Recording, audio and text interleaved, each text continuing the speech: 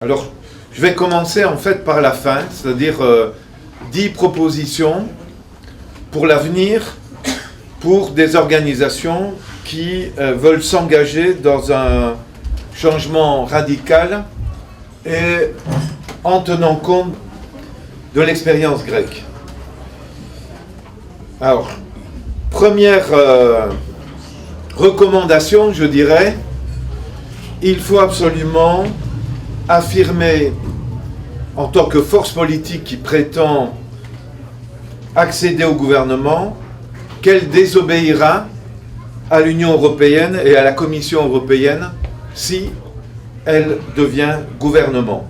La leçon clé de la Grèce, c'est qu'il faut absolument désobéir à la Commission européenne et qu'il faut l'avoir dit avant.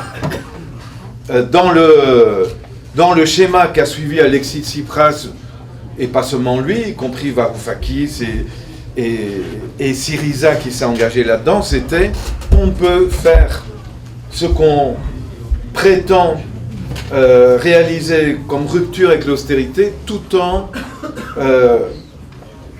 acceptant le cadre européen et la discipline budgétaire. Donc désobéir, ça veut dire, premièrement, dire nous ne nous engageons pas à l'équilibre budgétaire, nous ne nous engageons pas à un superávit primaire. Vous savez, le superávit primaire, ça consiste à, avant le paiement de la dette, avoir dégagé plus de recettes que de dépenses. Donc, non, pas être en équilibre, mais être en surplus, de manière à libérer une marge pour le paiement de la dette, et il faut absolument comprimer les dépenses. Bon, donc il faut dire très clairement l'équilibre budgétaire et le superávit primaire, nous ne le réaliserons pas et c'est délibéré parce que il faut un déficit, il faut augmenter largement les dépenses publiques pour relancer l'activité économique, pour engager la transition écologique et pour rétablir une série de droits. Deuxième engagement à prendre, s'appuyer sur la mobilisation populaire.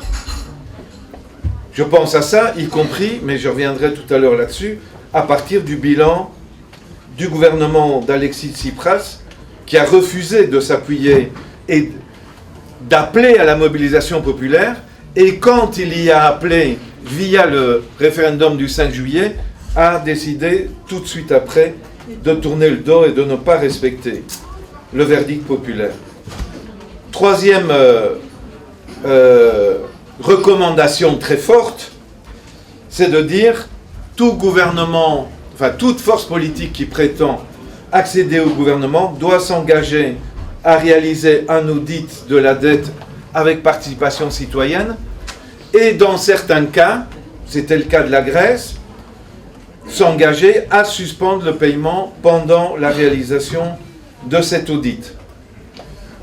C'est pas nécessairement la suspension du paiement de la dette n'est pas nécessairement un acte immédiat auquel recourir dans toutes circonstances dans tous les pays européens. Mais dans le cas grec, c'était évident et j'en dirai quelques mots tout à l'heure pourquoi il fallait recourir à la suspension du paiement de la dette. Mais en tout cas, l'audit comme mécanisme unilatéral pour déterminer, identifier quelle partie de la dette est légitime et quelle partie ne l'est pas et du coup ne doit pas être payée.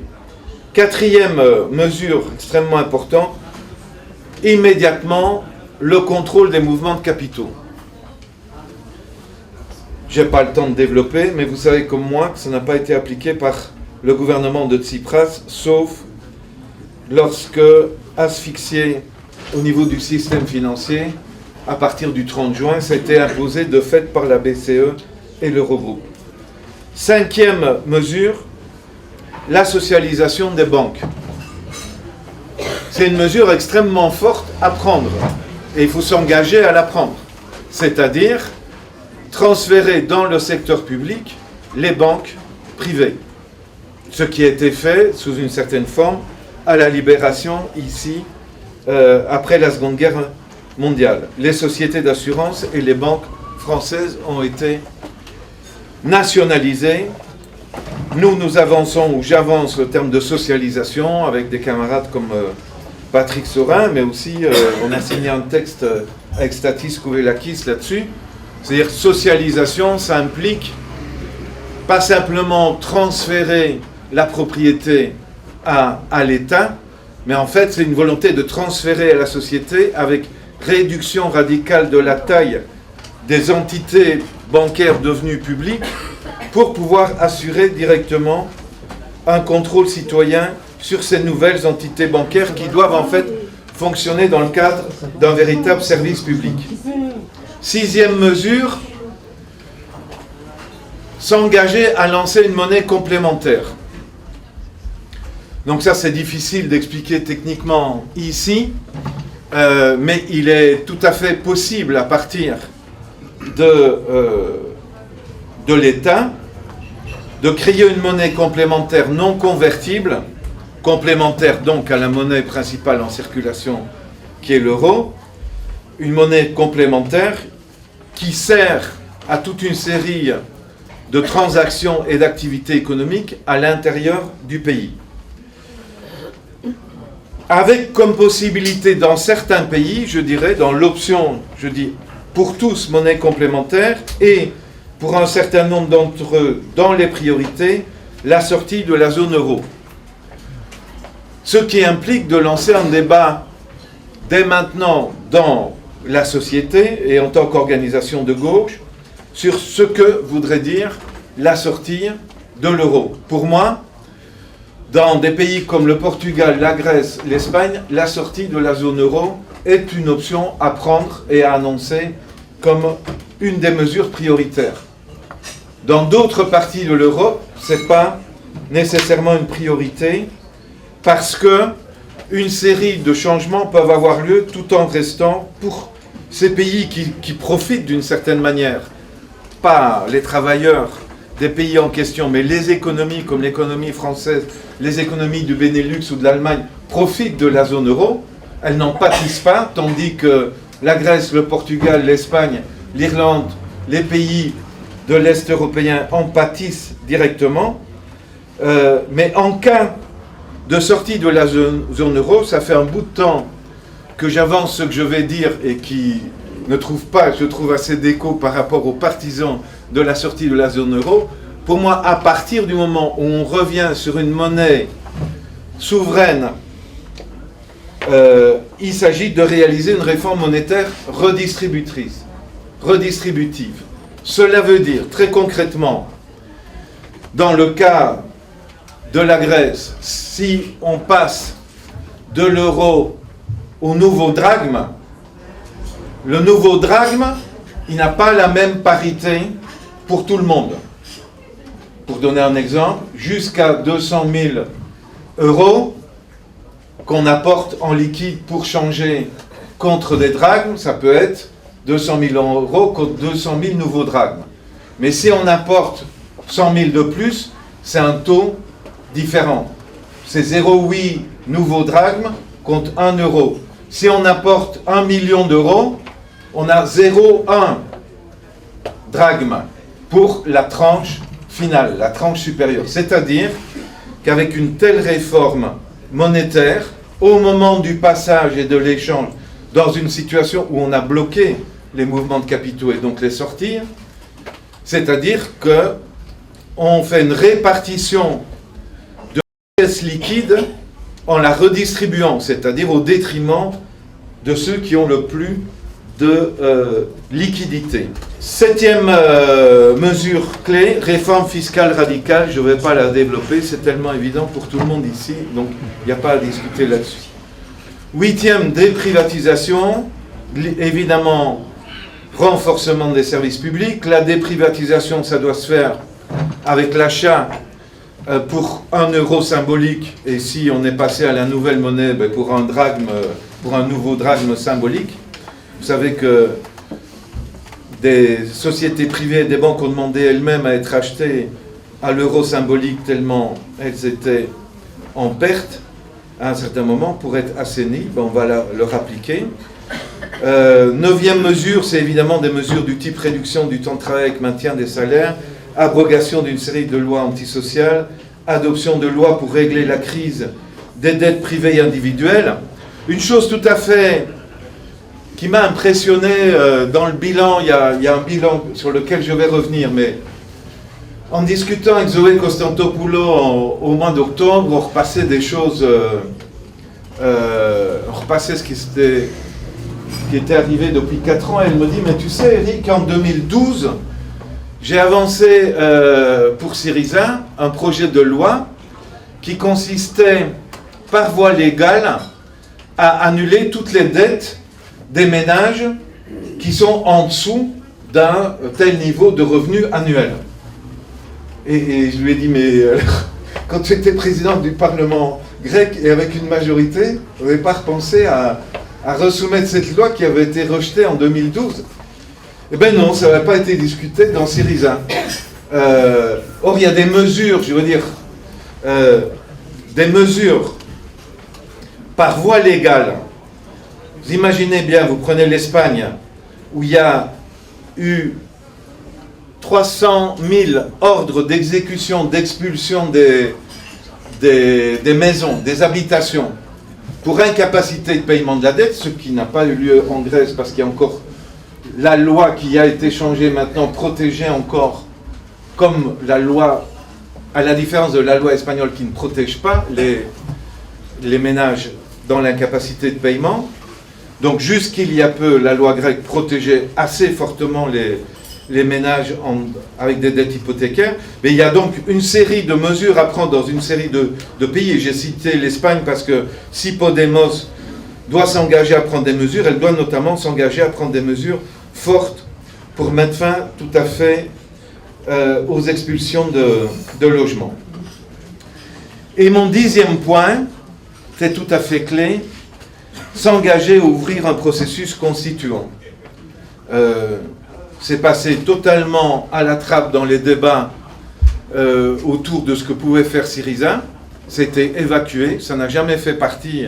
Si, ça fait partie du programme électoral de 2012, et puis ça a disparu complètement des propositions. Alors, donc ça, c'est parce que je voulais commencer par la fin, une série de mesures. Mais évidemment, j'ai dit, c'est schématique, c'est à argumenter sur la base de la faisabilité, du rapport de force dans les différents pays, etc. Mais si on veut en même temps constituer un rapport de force en tant que force politique, il faut avoir des propositions qui sont cohérentes et qui peuvent obtenir un appui légitime qui amène la population à être tout à fait disposée à des affrontements et au coût que ça peut avoir, mais pour la réalisation de ces engagements. J'ai été engagé à fond dans la question de la dette, et à partir pour la Grèce, concrètement à partir de la fin de l'année 2010, on a eu des contacts, Kostas Lapavitsas et moi, pour lancer un audit citoyen de la dette, et les contacts remontent à novembre-décembre 2010. Dans le même temps, une députée du PASOK, Sofia Sakorafa, qui avait rompu avec le PASOK en rejetant le mémorandum, elle-même était convaincue de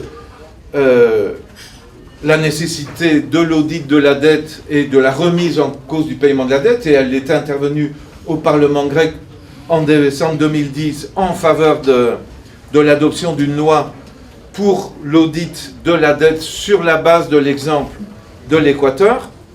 Et on a lancé, à partir de mars-avril 2011, l'audit citoyen de la dette en Grèce, avec notamment le film Debtocratie, réalisé par des cinéastes que vous connaissez sûrement, Haris Aristofanou et d'autres, dans le cadre de la préparation de ce lancement de l'audit citoyen de la dette grecque, avec comme nom, l'organisation s'appelait LE.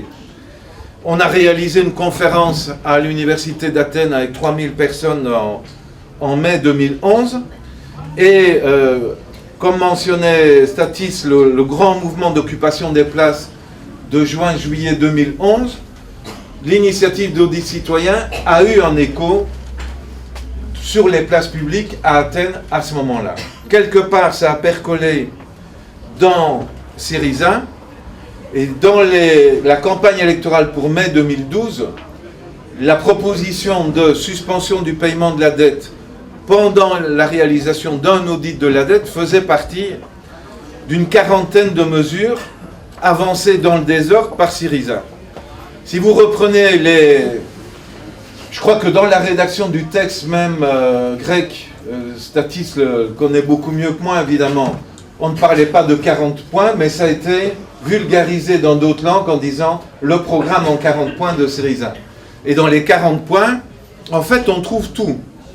Grosso modo, les 10 mesures clés que j'ai proposées, d'une certaine manière, elles se retrouvent dans les 40 points avec lesquels Syriza s'est présenté aux élections de mai 2012. Sauf que ce n'était pas articulé dans une proposition, c'était plutôt un catalogue à la Trois Suisses ou à la Prévert d'une série de mesures sans hiérarchisation et sans véritable articulation. Et euro mis à part. Donc la mesure dont j'ai parlé sur l'euro étant mise de côté dans ce programme des 40. Ce qui est très important, c'est que entre les deux tours des élections de mai et de juin, quand Tsipras a dû formuler en 5 points ce qu'il proposait aux partis anti-austérité pour constituer un gouvernement, dans les 5 points, il a mis l'audit de la dette avec la suspension du paiement. Donc quelque part, pour tout le travail qui avait été fait depuis 2010, on avait l'impression d'atteindre enfin en Europe une situation où une force de gauche qui allait pouvoir à un moment donné entrer dans un gouvernement allait s'engager clairement là-dessus. Maintenant, les choses ont véritablement tourné très vite.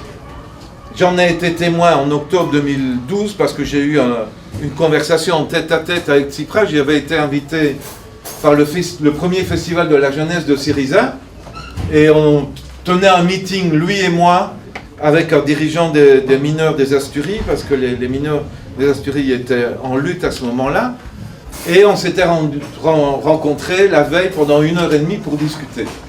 Je me suis rendu compte en octobre 2012, bon, d'abord, avant de le voir, je vérifiais ce qu'il disait depuis juin, qu'il avait mis fortement de l'eau dans son vin, et comme je l'ai interpellé là-dessus, je me suis rendu compte qu'effectivement, il avait décidé délibérément de mettre de l'eau dans son vin, parce qu'il m'a dit Rick, mais notre proposition en 5 points tient toujours, mais il me l'a dit sur un tel ton qu'il était évident que ça tenait plus qu'à un fil et qu'en réalité ça ne tenait plus, à mon avis.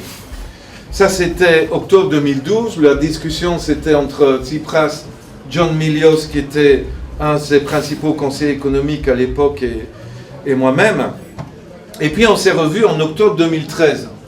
Et là, ça a été encore plus clair, parce que on venait d'avoir des révélations sur le fait qu'on avait maintenant la preuve que le FMI avait violé ses statuts le jour où il a adopté le prêt du mémorandum de mai 2010, le 9 mai 2010, et la veille où je voyais Tsipras, on avait la preuve publiée par le Wall Street Journal. Et donc je lui dis, tu as un argument en béton pour remettre en cause la légalité de la dette grecque. Et il m'a dit, écoute, le FMI est divisé, il y a une division entre l'Union européenne et le FMI, donc c'était plutôt, utilisons le FMI comme allié face à la Commission européenne, et bien sûr, il peut continuer quelque part ou reprendre ce jeu-là, puisque il y a 6 mois, 8 mois, il a parlé d'exclure le FMI, et puis maintenant, comme le FMI parle de réduction de la dette nécessaire, de nouvelles évolutions sont possibles. Ce qui était frappant aussi pour moi, après la grande victoire électorale de 2012, c'est que Tsipras n'ait pas décidé de faire une tournée de mobilisation dans le pays.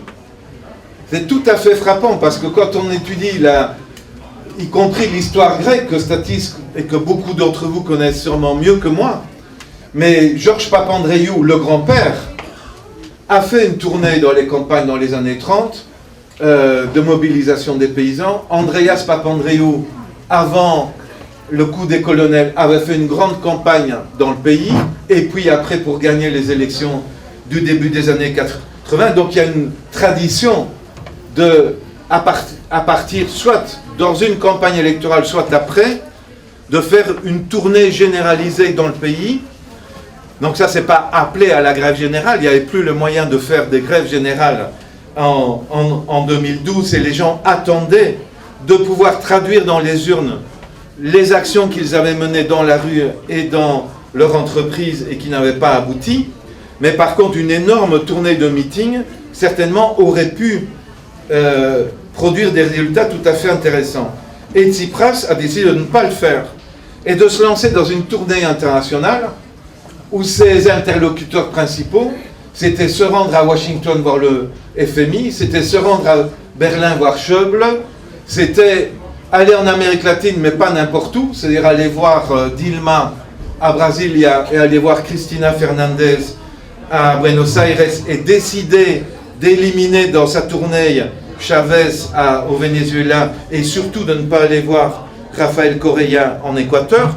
Tout ça, évidemment, dans une logique de, face aux médias grecs qui l'attaquaient, ne surtout pas donner l'impression qu'il allait être du côté radical. La presse disait qu'il avait la photo de Chavez dans son bureau, mais il ne fallait surtout pas qu'il aille voir Chavez.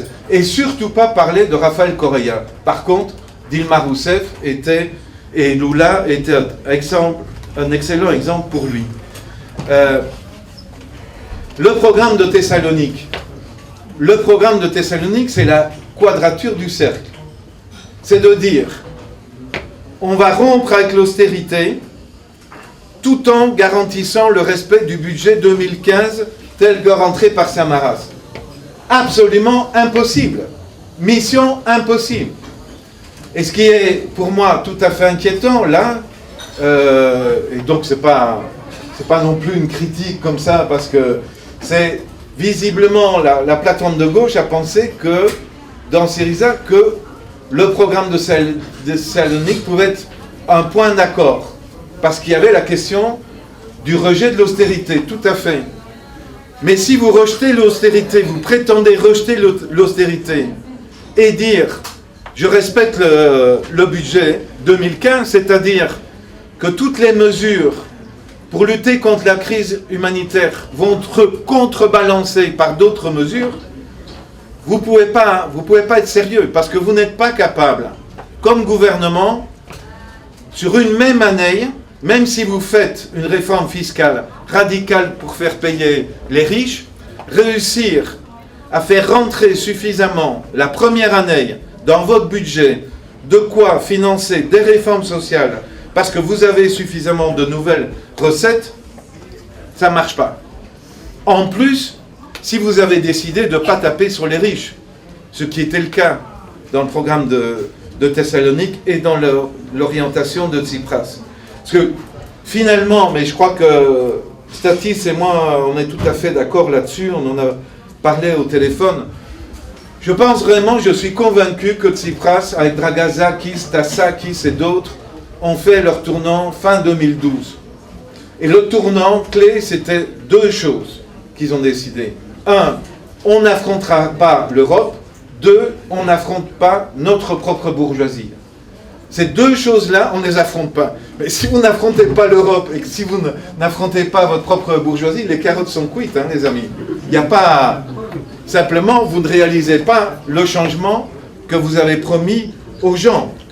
Alors, peut-être, on peut encore lui mettre à Tsipras l'idée qu'il était naïf et qu'il pensait réellement pouvoir faire ça.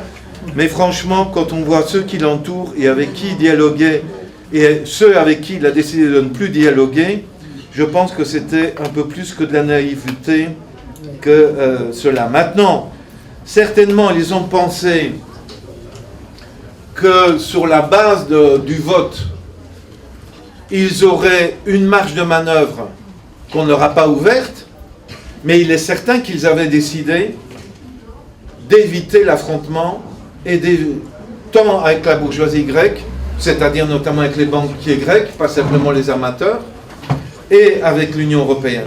Et donc là, juste pour terminer, la question maintenant, ils ont été élus avec ce programme, ok. Ce programme n'impliquait pas la sortie de l'euro, il impliquait la rupture de l'austérité, et il impliquait le dialogue avec l'Union européenne et de convaincre l'Union européenne de convoquer une conférence européenne sur l'annulation des dettes ou la réduction radicale des dettes sur le modèle de l'accord de Londres de 1953. Ça, c'était le programme sur lequel ils ont été mandatés. Ils ont commencé une négociation à partir du 25 janvier. Je pense que c'était mal, évidemment, c'était parti sur de très mauvais rails. Mais ce qu'il aurait été possible de faire, et ce qu'il aurait fallu absolument faire, c'est le 20 février, au lieu de signer cet accord funeste avec l'Eurogroupe, dans lequel il était mis que le mémorandum était prolongé de 4 mois, que le calendrier des paiements de la dette était respecté, que les créanciers seraient tous remboursés selon le calendrier prévu pour les montants prévus, et que la Grèce s'engageait à proposer elle-même des réformes soumises à l'approbation de l'Eurogroupe, à la place de cet accord funeste, il fallait une toute autre politique qui était de dire nous négocions de manière ouverte avec un plan A depuis 3 semaines. Maintenant, face à la fermeture des dirigeants européens, et l'opinion publique européenne peut le constater, naturellement il faut construire une campagne autour de ça pour le démontrer, mais nous auditons la dette, nous suspendons le paiement de manière provisoire, le temps de voir ce que donne l'audit de la dette, nous prenons le contrôle des banques, comme l'a dit Statis. Les pouvoirs publics grecs étaient majoritaires dans les banques grecques, mais n'avaient que des actions dites préférentielles. Les mots sont trompeurs. Une action préférentielle, c'est une action qui ne donne pas droit de vote à l'Assemblée générale des actionnaires. Tandis qu'une action ordinaire, le mot est trompeur, c'est une action qui donne le droit de vote. Et l'État avait décidé de renoncer aux actions ordinaires et d'avoir des actions préférentielles. Donc il était majoritaire mais n'exerçait pas la majorité. Par voie légale, ce que Syriza aurait dû faire avec Anel, c'était transformer par voie légale le statut des actions possédées par l'organe public qui contrôlait les paquets d'actions dans les banques grecques. Socialiser les banques grecques, sachant que de toute façon, l'affrontement allait venir avec la BCE et créer une monnaie complémentaire. Cela allait amener une confrontation. Bien sûr, il fallait la loi contre la crise humanitaire, etc. Ça allait mener une confrontation, mais que l'opinion grecque pouvait comprendre. Ce n'était pas la sortie de l'euro, et ce n'est pas le mandat qu'elle avait donné à Syriza le 25 janvier. Et l'opinion européenne aurait pu commencer à comprendre face au type d'affrontement qui aurait pu avoir lieu. Et là, certainement, ça allait amener, après X mois, à une sortie de la zone euro. Je mentionne cela pourquoi ? Parce que là, c'est à peu près le seul point de débat qui ait eu véritablement entre nous, entre Statis, Kostas Lapavitsa et moi. Je pense que la question centrale n'était pas, vu le programme de Thessalonique, ne devait pas être en février, mars, avril, la discussion sur la sortie de la zone euro. La question centrale était la suspension du paiement de la dette et la création d'une monnaie complémentaire et agir sur les banques grecques. C'était les 3 priorités à côté d'une loi pour affronter la crise humanitaire. Et là, je pense qu'on a manqué de convergence pour comprendre que le point de rupture clé, c'était la question de la dette. et qu'il fallait mettre des forces fort importantes là-dedans à partir du moment où la présidente du Parlement grec annonçait, comme elle l'a fait le 16 février, juste avant la signature de l'accord funeste, il y a eu une première communication publique après qu'on se soit rencontrés, qu'elle a annoncé clairement qu'elle lançait l'idée, enfin qu'elle s'engageait pour un projet d'audit de la dette grecque. Bon, donc je pense que ce qu'on a vécu en Grèce s'explique parfaitement par des choix qui ont été faits, pas par impréparation, mais qui ont été faits à partir de la fin de l'année 2012, et que sur la base du bilan tiré de ça, justement pour le plan B, il faut sortir une série de choses claires. C'est pour ça, quand des journalistes me posent la question, dans le plan B, quelle est la position sur l'Union européenne, je dis très clairement, dans le plan B, il n'y a pas de réforme de l'Union européenne. Parce qu'il n'y a pas de possibilité de réforme de l'Union européenne.